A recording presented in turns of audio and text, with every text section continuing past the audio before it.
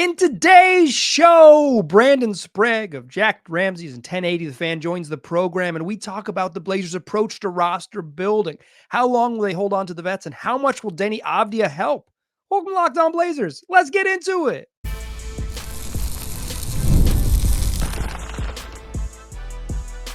You are Locked On Trailblazers, your daily Portland Trailblazers podcast, part of the Locked On Podcast Network. Your team every day. What's up, world? It's your past first point guard and Trailblazers reporter, Mike Richmond. Listen to another episode of Locked On Blazers, part of the Locked On Podcast Network, available wherever you get podcasts. Coming at you 3 days a week in the month of August and in through September. We're taking about 6 weeks, dropping down to 3 days a week. Then we'll be back to 5 days a week when training camp ramps back up.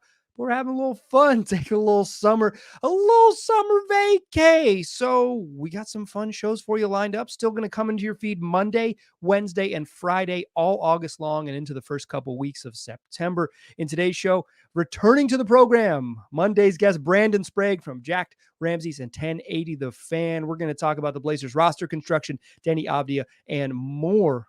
Let's get into it. Joining me now, you know him from 1080 The Fan and the Jacked Ramseys podcast, is Brandon Sprague, friend of the program. Welcome back, Brandon. What's going on? Jeremy Grant's still on the roster. Anthony Simons is still on the roster. Heck, Matisse Thybulle, Rob Williams, DeAndre Ayton, a whole bunch of kind of useful veterans are on the roster. What do you make of the Blazers' sort of inaction over the course of the summer?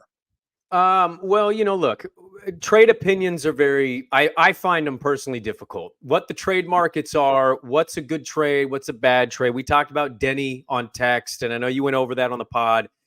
You were quick to also point out in a personal text that once upon a time I loved Robert Covington trade with 2 firsts. That was obviously a very poor take by me. I always struggle here because I get what happens with me, Mike, is I got my own opinion. But then I'm like, I'm exposed to the Portland stuff of we have the best guys. We've got to get the most stuff. And so like Jeremy Grant, they're holding out for 2 firsts and a player. And I'm like, good luck. Is that a lot for Jeremy Grant? Or is that just about right for Jeremy Grant? So I guess I would more ask you before answering your question, even though that's not what you want me to do. How do you feel about them in general in this era of trade? How do you feel like they've been operating? Because I know we slightly, and it was a slight disagreement on the Deni stuff. I think overall it's not big disagreement. Right. And they ended up recouping some of those seconds they traded in that Malcolm trade anyway. But how do you just feel like they operate in a trade environment? Yeah, so I didn't love the sort of like the initial trades to like just dump salary because it was so incredibly obvious what they were doing, right? They were just getting cheaper and worse on purpose, but they were trying to sell it as this whole grand plan to like allow them to acquire Jeremy Grant and have less good players on the roster. Really lose and draft Shaedon Sharpe, honestly. But I will say for the most part, like, I think the recent trades have been decent. I would say I'm probably lower on the overall Dame haul than your average Blazers fan, because I think most people think that it was like extremely kick ass. And I think a lot of that is just because how annoying Miami Heat fans are. And it's like nice to stick it to them. And trust me, I experienced that. I experienced that a lot. But like, I think it's okay. I think my biggest gripe here, like I think the Deni trade is like a little bit weird for the Blazers to be the team sending out first round picks, but like a very reasonable price for Deni Avdija for like considering it's just like, it's weird which team paid that price to me. That's I think the odd part, not the actual haul that Washington got, but who gave it to him. I think for me, it's the inaction. It's the fact that Malcolm Brogdon didn't get traded at the trade deadline, and probably because he didn't have a lot of value. And then when he does get traded, he gets coupled with 2 firsts. And it's like, well, Malcolm Brogdon didn't seem to have a lot of much standalone value. 2 firsts and 2 seconds to like kind of move Brogdon's money, basically, is what it was. Deni Avdija is good and like probably really helpful, but it's like the fact that Anthony Simons and Jeremy Grant are still on the roster, I thought that those would be things that happen. And we're recording this a couple days before it comes out. So if this changes, I'm still going to publish it because I'm going to be out of town, but so I think it's the inaction for me. It's the fact that I am probably a cycle ahead of them in terms of my like, okay, you got to do something. And they seem to be a little more patient or slow playing things. And I think that's my challenge, I guess, as a onlooker. Yeah, no, I think that's a good summation of things, because I tend to be like, why is Ant still here? And like, I thought he made it as clear as he could without going to a Chris Haynes. I want to win. And everything about this organization says we're going to suck. And so it's like, there's no real world where we get to media day if Ant is still on the roster. And I have no reason to believe this won't be the roster. And they're going to be like, yeah, we're going to try hard. And Ant's going to go to the podium and do what? I think we can be better than people. Like, come on, man. Like, you're just selling stuff. You're selling ketchup to people in white gloves. It doesn't make any sense to us. So I'm with you on the inaction. Also, I haven't been a big fan of like, I'm taking care of people. I thought it was the weirdest story that Brian Windhorst wrote of the immediately call Drew Holiday and say, Drew, give us your list. Excuse me. He's not going to be a Blazer. Why does he get a list? What is he, a 10-year Blazer? Dame didn't get a say in where he traded. He didn't send him to where he wanted. Drew Holiday does. I thought that was personally a little odd. So where they sit right now is like, as we record this right in the moment, I don't know if they're going to make a move unless the Lakers get pressured by LeBron post a gold medal to go make this team a little better. But as people have noted, does trading your 2 firsts for Jeremy Grant move the needle much for LA in the West? I don't think it does. I think they'd be better served to just hold on and go into the year, play what they are, see what this JJ Redick thing is, and then attack the trade market. The Anthony Simons thing, I think it makes a lot of sense for the Spurs to give them a call. The Spurs have some stuff. I've liked that move for over 2 months. I've been screaming about it. And it's just like Orlando. And I'm like, if I'm Orlando, I just paid Franz. I'm clearly going to pay Paolo. I just paid KCP. Like, do I want to bring in Anthony Simons? And is that really going to put us over the Eastern Conference hump? So the inaction is a good way of putting it. And I like the Deni trade. I see your point. I thought Malcolm for sure would get them something back from a draft perspective and not have to attach capital with him. But you're swinging on an upside with Deni. And I think it's fairly obvious at this point, we have to kind of ask out loud, when it comes to talent acquisition, who's making the decision? Because every move seemingly seems to get attached to a ESPN video from 4 years ago of what a certain individual who he really liked, instead of like, just, is that clearly the best possible move you can make? So I didn't mind the Deni trade. They got the seconds back. Malcolm clearly didn't have great value, but I'd like to see Ant moved. I'd like to see Jeremy move, because you can say the Lakers aren't paying the price, and maybe they will. But what happens if you get to the deadline? You got both of them on your team. Like, is there a point where maybe these guys don't give you the value you think, and you overplay the hand a little bit? Yeah, I think there is you'd rather nail it, right? You'd rather get 100% correct. But I think you'd rather be a little bit early than a little bit late, because a little bit late is you're left holding the pot, right? And it's just not great. I think you'd rather be a little bit early than a little bit late. And I think the Blazers' preference, quite frankly, is they'd rather be a little bit late. They would rather not rush in and get a deal that isn't perfect, or a deal that is without exploring the market like further and aggressively. And also the truth might be that like, there isn't a market for these guys, and that there's just not a rich, robust market for these guys. And there's one team that's interested in Jeremy Grant, and they're not going to trade 2 unprotected first-round picks for him, because that's wild. Honestly, real quick on the Jeremy thing, I would trade Jeremy Grant for an unprotected Lakers 2029 pick in a heartbeat. Like, in a heartbeat. Yeah. Banking on them being bad, fully unprotected in 2029. Give me the bet, because they're not going to be responsible. If they trade for Jeremy Grant, it's an indication that they're not going to be responsible over the next few years to put themselves in a position to be good in 2029. They're going to be irresponsible, and then LeBron James is going to be 45 years old, and peace. That'll be that after 25 NBA seasons. So yeah, I would do it in a heartbeat. They're not, I might have traded Damian Lillard to South Florida, though. So, you don't trust me. I'm just some doofus. Let's talk Deni. Because I think he's helpful and useful. Join us in the second segment, won't you?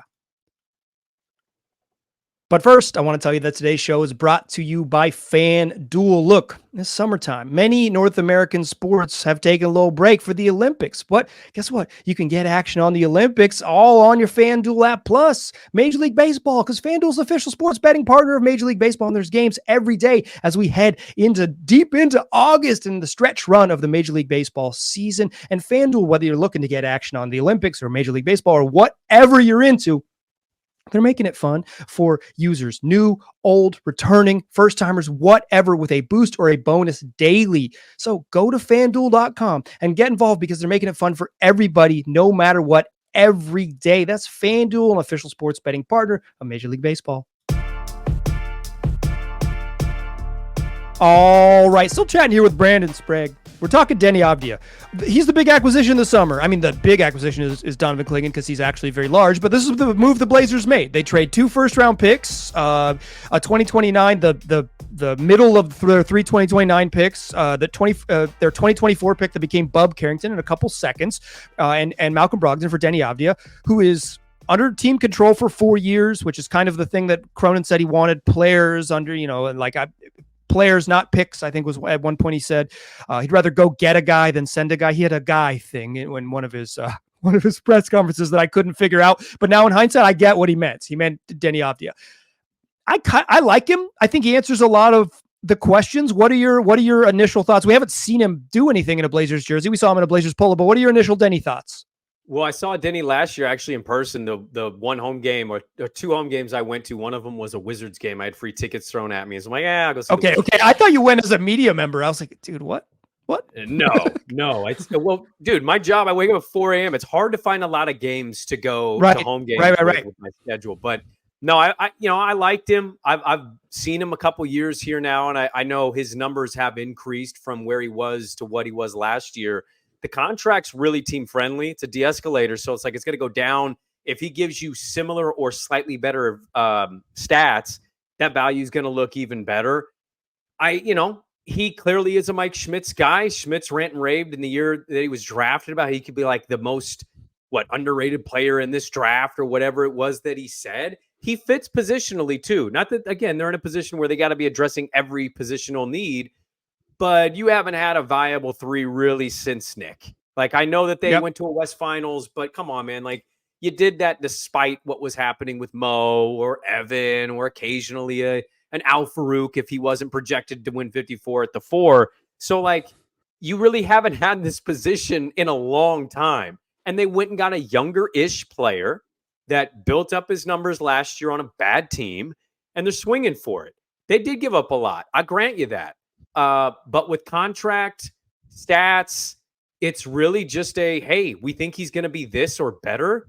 I get it. It does make sense to me. Again, it is a lot, and there's a chance that his 3-point percentage this past year is not the norm, that it's the years prior. It's not the first player we'd see that shot higher percentages than the rest of his career in one season.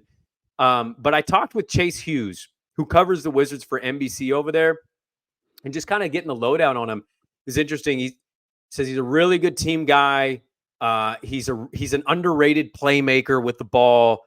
He struggles a little bit in the half court. We asked him for a flaw, and he's like, in half court, he can be a little dicey, but that also could have been a Jordan Poole, Kyle Kuzma Wizards situation.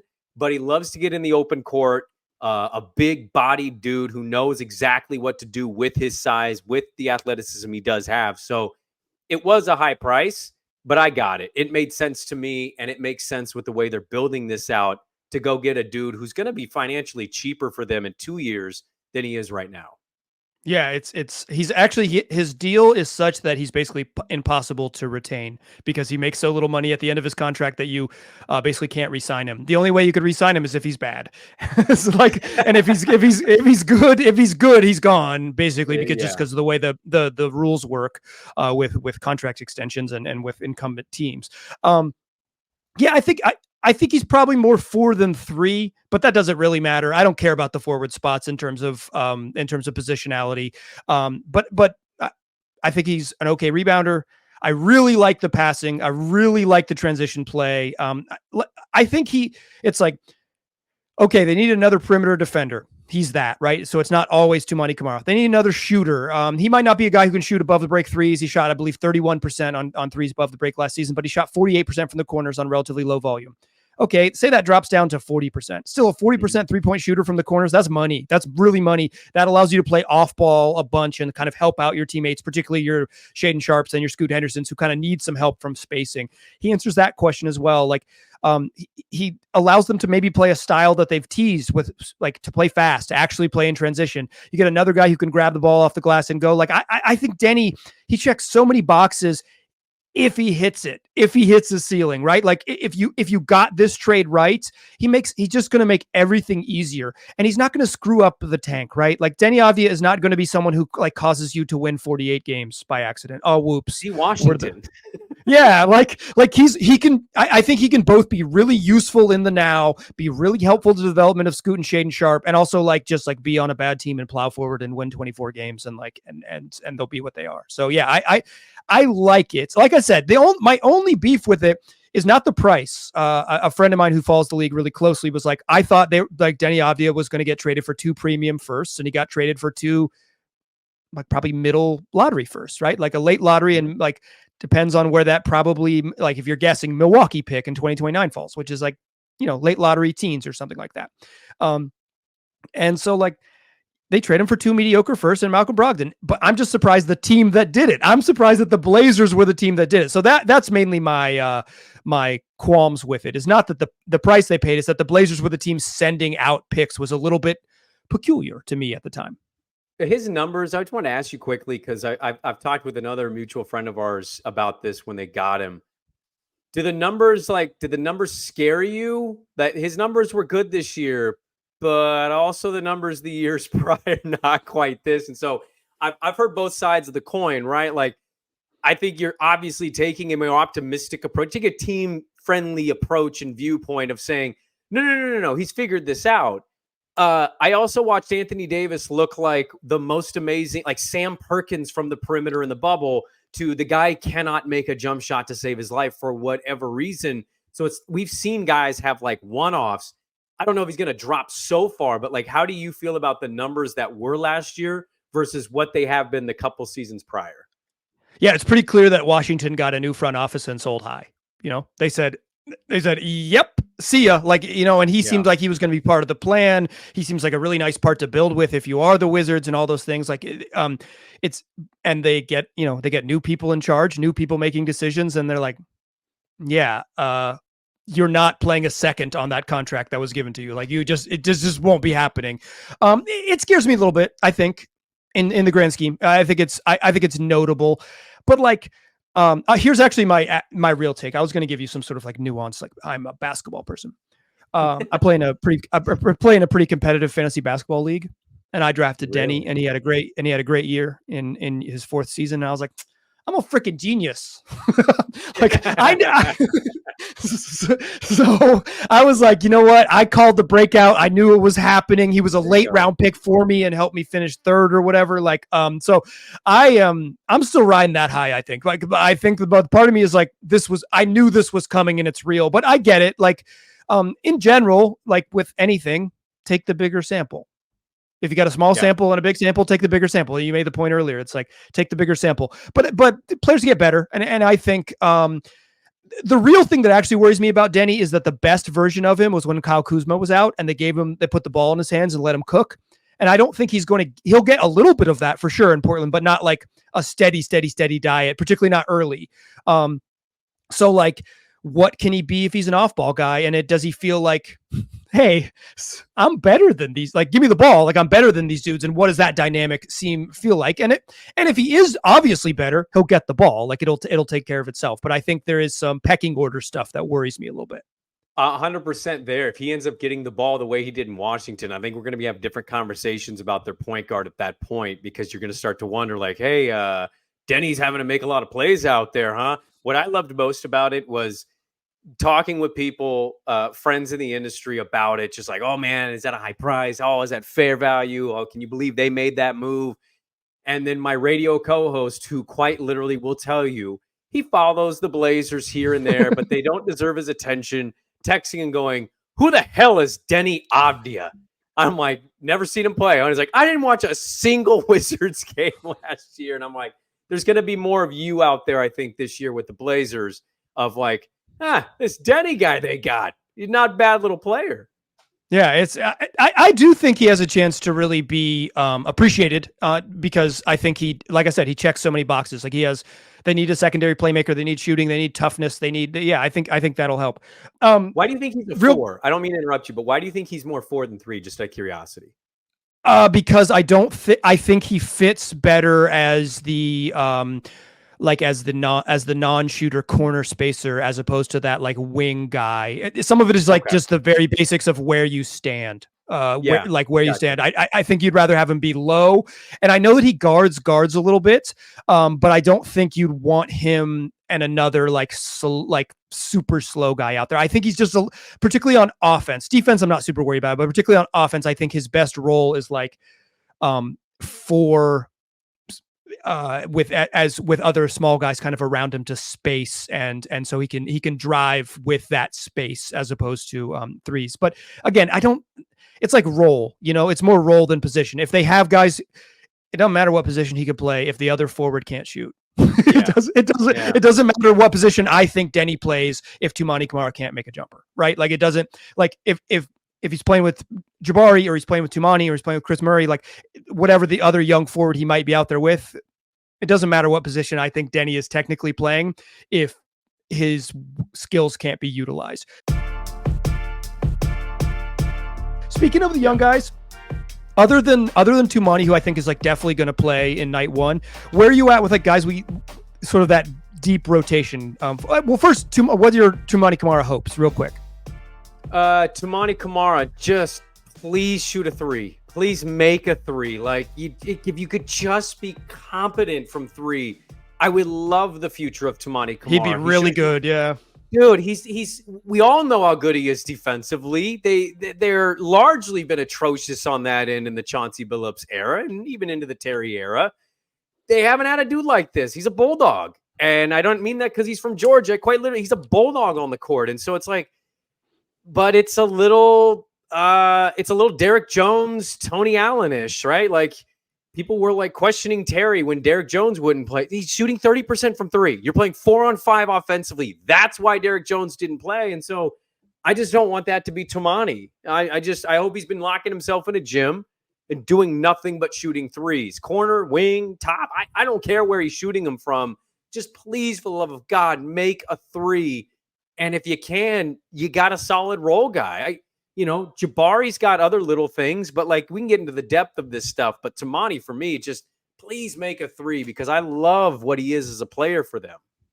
Yeah, Toumani is the one. Like Jabari, I don't know because he just doesn't do a lot on offense. I can't really, and he's not quite good. Like he's a really good rebounder and he plays really hard. And I like him. Like I like him he's easy to root for. But it's like I don't really see. You throw in a trade and you go, okay, yeah, I get it. Yeah, I don't necessarily see like an obvious path for him. Like, yeah, dude, Jabari Walker is an NBA starter, right? Like, Chris Murray, I don't know that he's going to be a good NBA player ever. Like I'm a little worried about his offensive impact.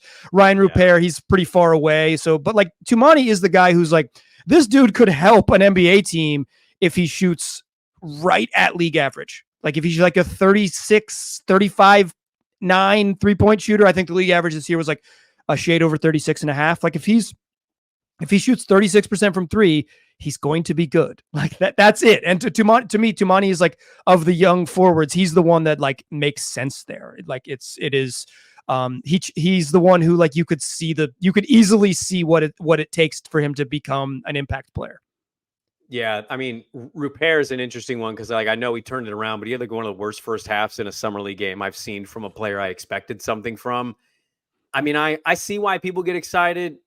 I don't know if I'm in that camp. I don't know if I'm sitting here banking that, oh yeah, Ryan Rupert in like 2 years, that's a dude that you're going to have as a solid person in your rotation. I'm not really sold on that yet. Like maybe more remix time, maybe end of the season, show me a little more, but his handle's a little too loose for my like. I don't know if I can really rely on the 3 despite what his numbers kind of were at the end of summer league.